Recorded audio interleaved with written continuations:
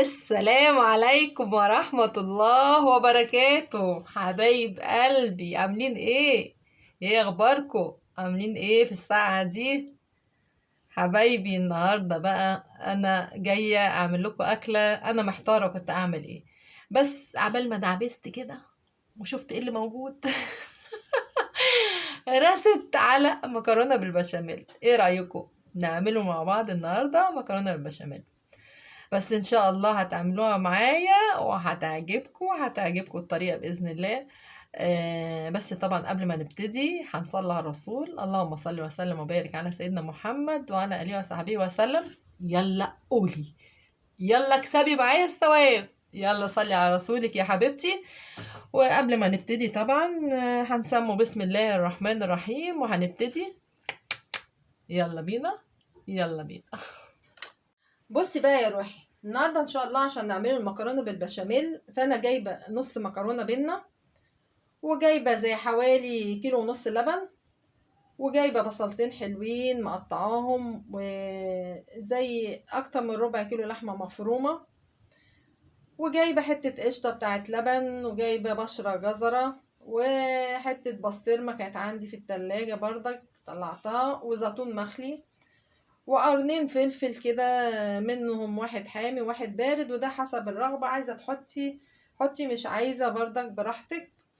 وفي بعض التوابل طبعا هحطها في الشغل ده وانا شغالة، بس ان شاء الله تشوفيها حبيبتي وانا بعمل الخطوات بإذن الله، وان شاء الله تعجبك بإذن الله يا حبيبتي.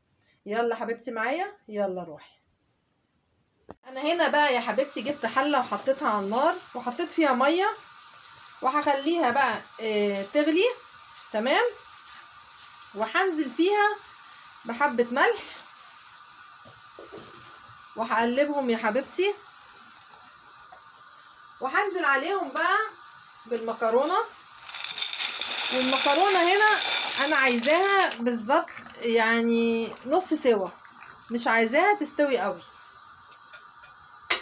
انا يا دوبك هخليها زي 5 دقايق بس بعد الغلية، زي ما انت شايفة كده. بصي يا قلبي، المكرونة اهي. بصي، هو في مكرونة ممكن تستوي في 5 دقايق، في مكرونة ممكن تخليها دقيقتين كمان. نوعية المكرونة اللي انا عملتها دي عجينتها تخينة شوية، فسبتها دقيقتين كمان زي ما انت شايفة كده. هاخدها بقى واصفي المية بتاعتها، اطفي عليها واصفي المية بتاعتها. هنا بقى خلاص يا حبيبتي، هناخدها بقى نصفيها.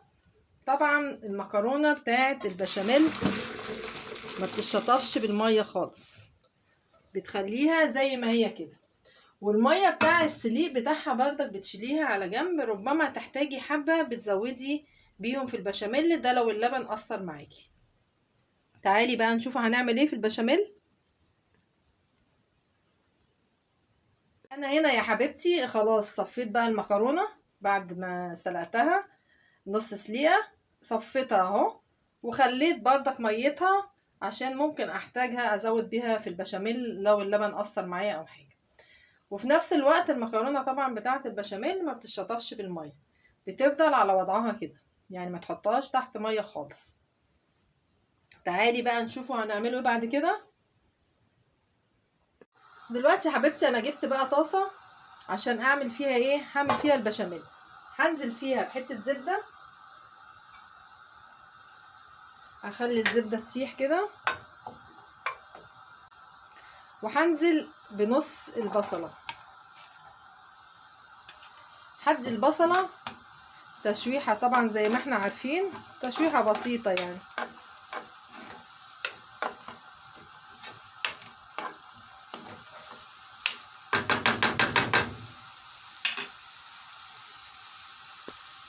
خلاص كده يا حبيبتي، كفاية عليها كده البصلة. هنزل بقى باللحمة زي ما انت شايفة كده يا قلبي.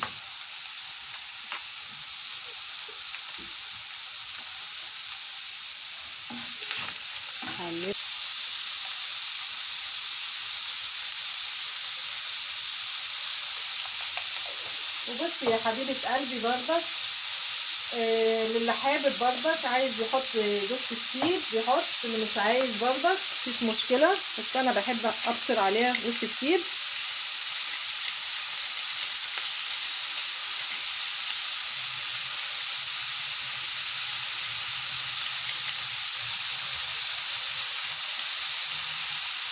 انا طبعا حطيت نص البصله في الاول، هحط برضك النص التاني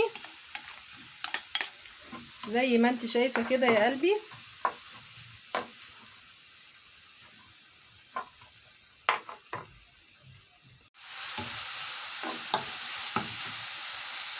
البصله هنا بقى لما بتحطي النص التاني، على فكره البصله هنا بتديها تسكيره حلوه قوي زي ما انا قلت لكم قبل كده.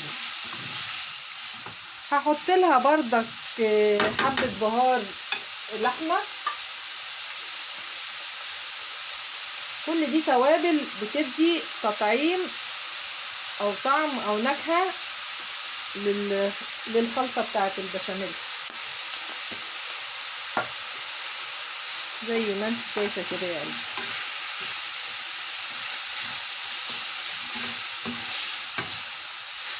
برضك هنزل بقى بالملح.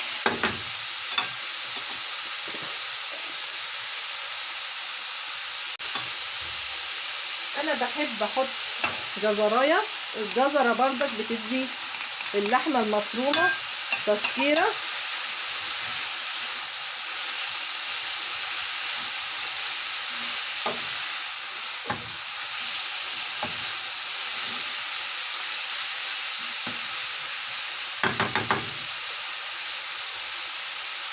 قرنين الفلفل برضك هحطهم.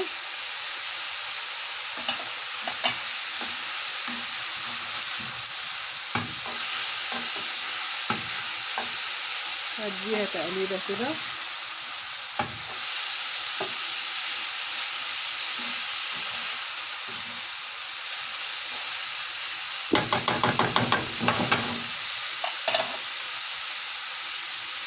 خلاص كده يا قلبي اهي تمام كده.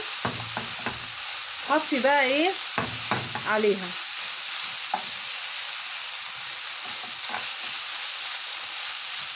شايفين الالوان وجمالها جميله، وهتلاقوها مسكره وزي العسل. بصي يا قلبي، انا ممكن اخلي اللحمه المفرومه على وضعها ده، وممكن كمان احط لها طماطمايه كده. انا بصراحه هحط لها الطماطمايه دي واخليها تاخد وتدي معاها كده.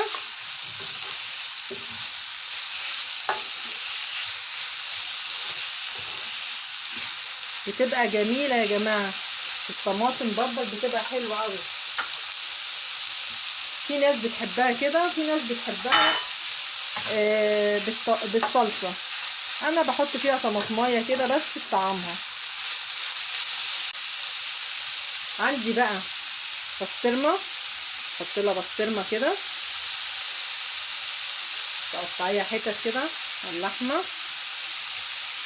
على فكره يا جماعه جربوا الطريقه دي هتعجبكم جدا. قطعي حتت صغيره كده وخليها تتشرب في قلب بعضيها مع اللحمه اهو يا قلبي.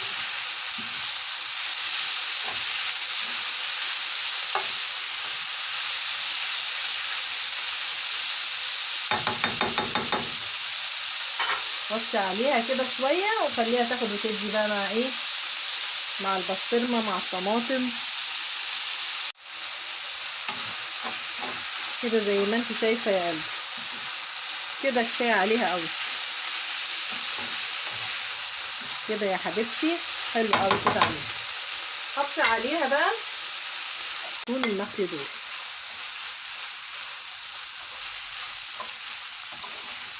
شايفه مش قادره اوصفلك الريحه عامله ازاي. هجيب بقى حله يا حبيبتي زي ما انت شايفه كده، وهحطها على النار وهنزل بالزبده فيها. دي بقى اللي هنعمله فيها البشاميل. وهنزل انا جايبه 5 معالق دقيق عشان انا بحب في المكرونه البشاميل يبقى كتير.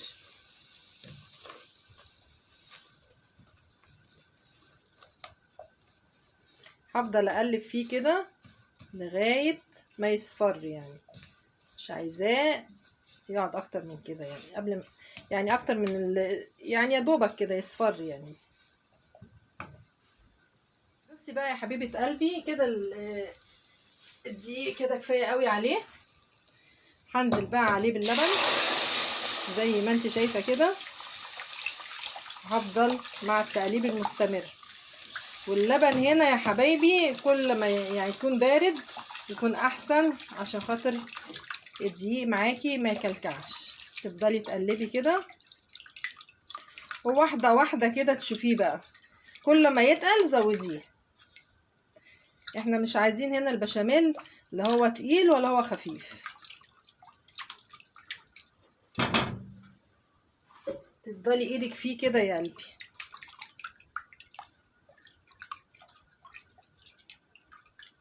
كده يا قلبي.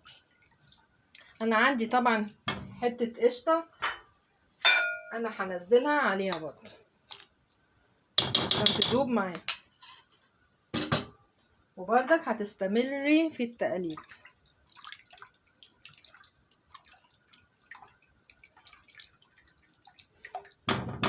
هنزل برضك بحبه ملح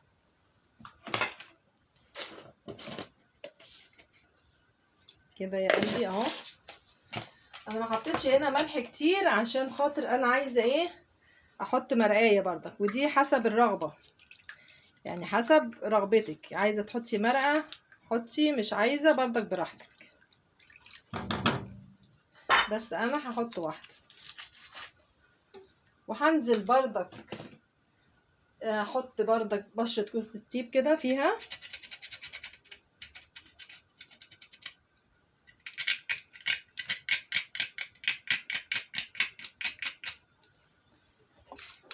وتفضلي برضك تقلبي. خلي ايدك فيها على طول كده. وهنزل برضك برشة فلفل اسمر.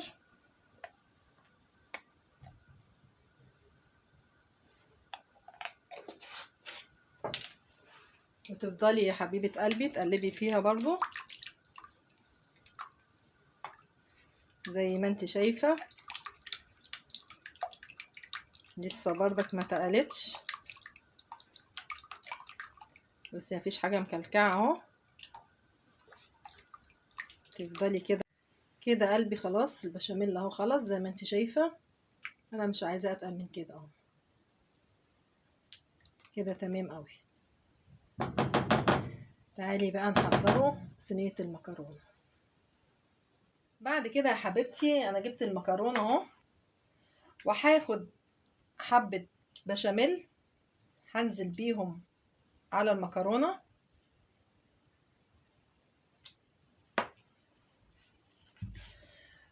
وهقلبهم كده في البشاميل. انا عايزاهم كلهم يتشربوا كده في البشاميل زي ما انت شايفة كده يا قلبي. خلاص كده. انا عندي بقى جبنة مبشورة هحط حبة.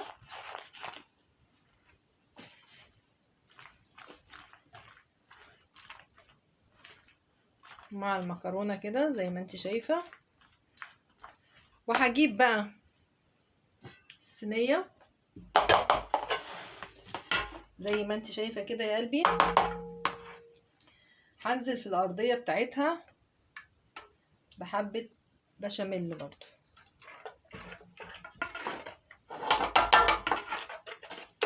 زي ما انت شايفة كده. خلاص. هجيب بقى المكرونة هنزل بنصها كده كده زي ما انت شايفة كده يا قلبي.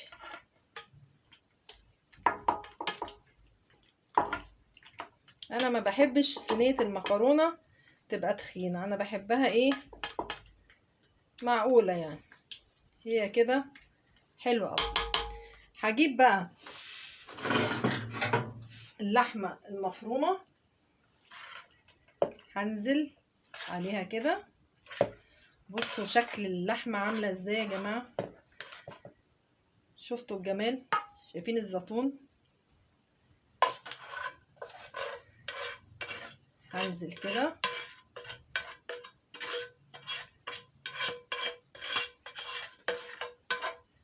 خلاص يا قلبي، وابتدي افردها زي ما انت شايفه كده.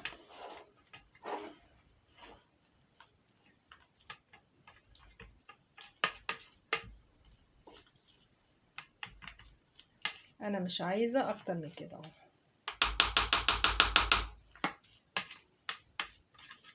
خلاص يا قلبي، هنزل بقى هنا على اللحمه بحبه جبنه موتزاريلا. تمام.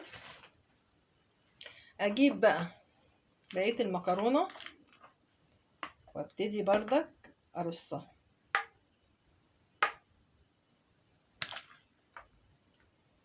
زي ما انت شايفه كده.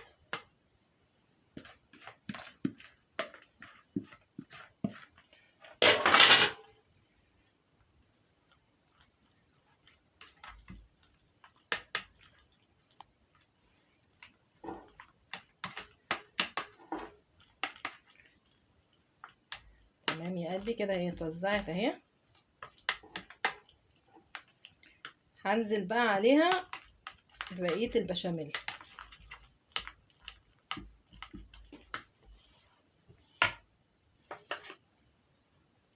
انا بحب على فكره البشاميل يبقى كتير في المكرونه.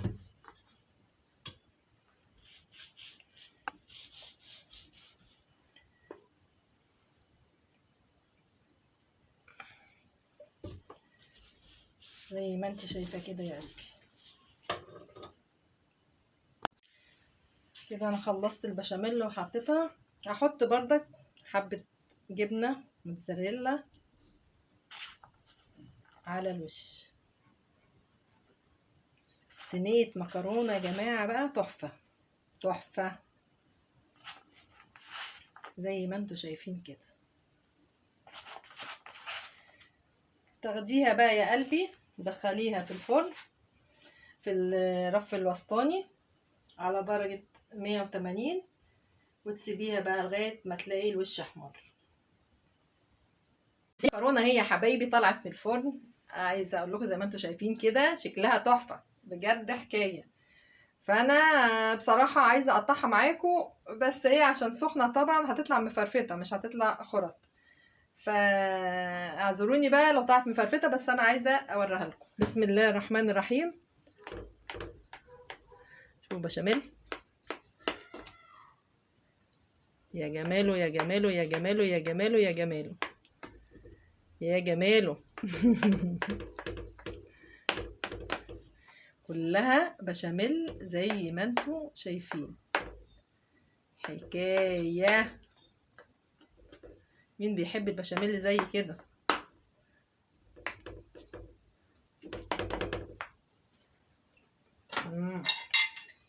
بسم الله الرحمن الرحيم. هطلع الخرطتين مع بعض. بصوا بصوا بصوا، واو واو واو واو. ايه رأيكم؟ ايه رأيكم في الجمال ده؟ ايه رأيكم في الحلاوة دي؟ جميلة جميلة. بسم الله الرحمن الرحيم. الله الله الله الله الله. بصوا اللحمة، بصوا الجمال، بصوا الألوان. ألف هنا وشفا يا حبايبي ليكم، ويا رب تكون عجبتكم. أقول لكم السلام عليكم ورحمة الله وبركاته.